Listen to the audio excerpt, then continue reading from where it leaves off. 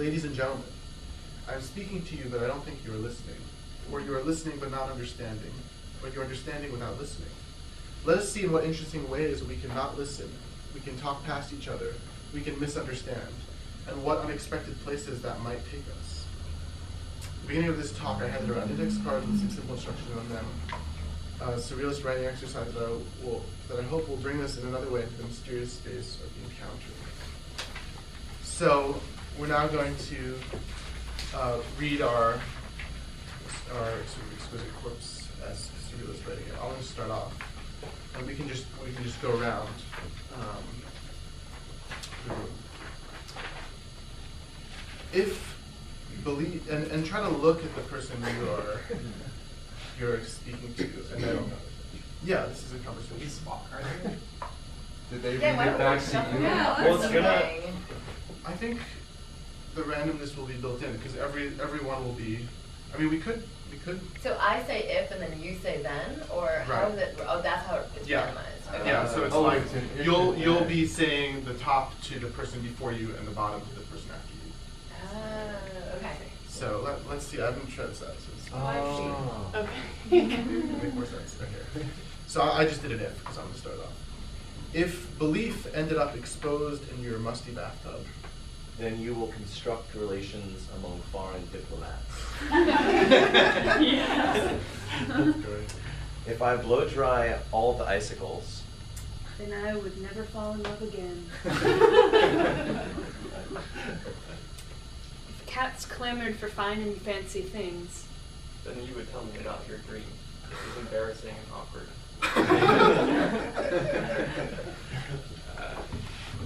If I could only somehow speak. then I'll waltz alone along an ebbing tide. If you hadn't begrudged me my affinity to smile, then you would have run toward the many hushed casks.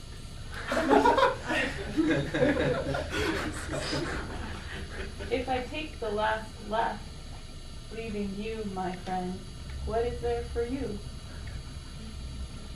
Then I all up into your throat with all its leaves swam naked nudes unconsumed who flood gold.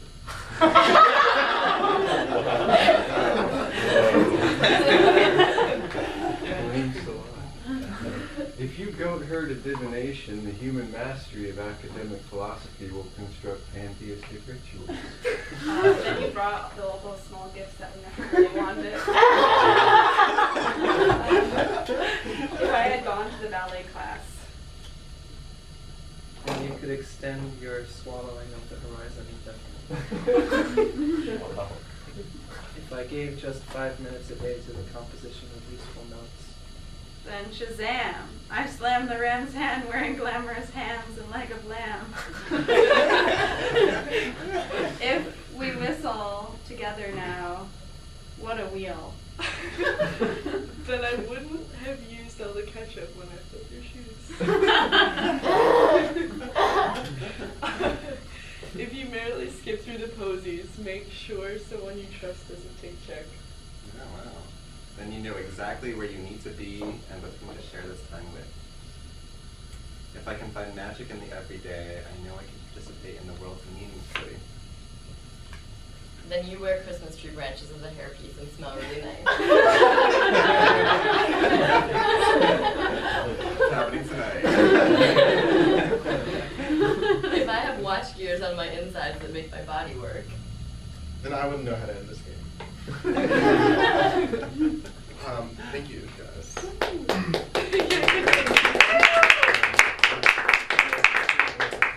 To hopefully shed some light on this game and all of its relevances, I hope. A familiar surrealist writing game that uses the structure of logic to subvert it, that pairs by way of chance unlikely causalities.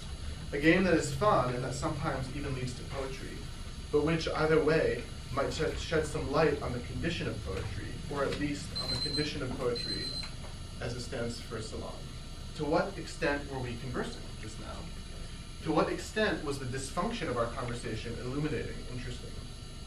We were speaking to one another, certainly, but we were also speaking past each other, or engaged in a listening as somebody who, quote, does not know what it was about, but who hears the speaker. These, Salon's words. Here's the speaker how, then, we are led to ask. Salon, who, not surprisingly, drew heavily on the surrealists, might bring us toward an answer. Let us return to him once more. For Salon, the poem's inevitable movement towards the date, toward the disorigin, is, quote, language actualized, set free under the sign of a radical individuation which, however, remains as aware of the limits drawn by language as of the possibilities it opens. How does radical individuation express itself to the other? With limits so extreme, what are the possibilities? I'd like to return, by way of indirection, to a part of the paradoxical equation I've been deliberately ignoring.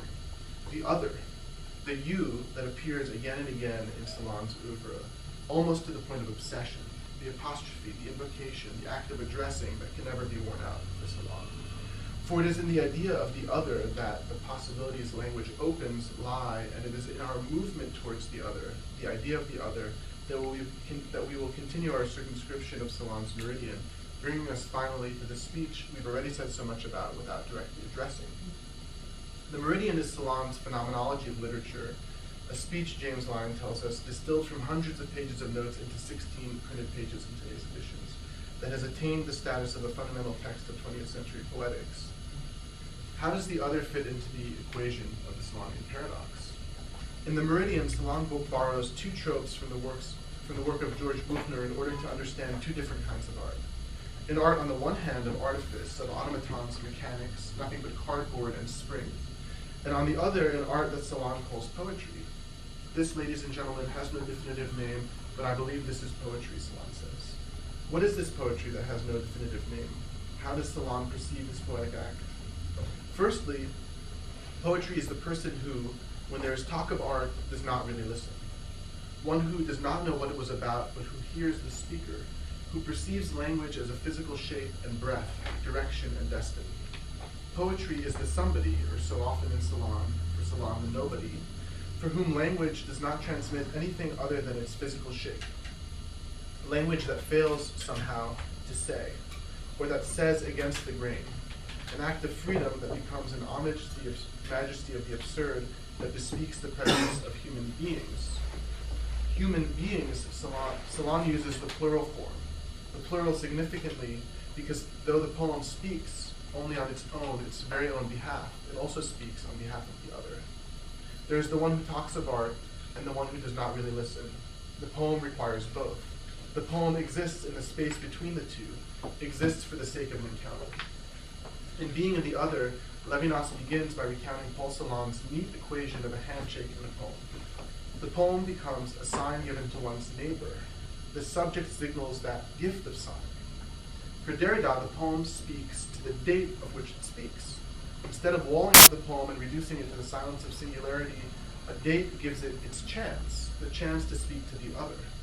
The poem then depends on that which it cannot accomplish, communication with the other. Indeed, it is because communication is impossible that address, that is, the gesture, the gift, the attempt, the hope of the attempt, becomes indispensable.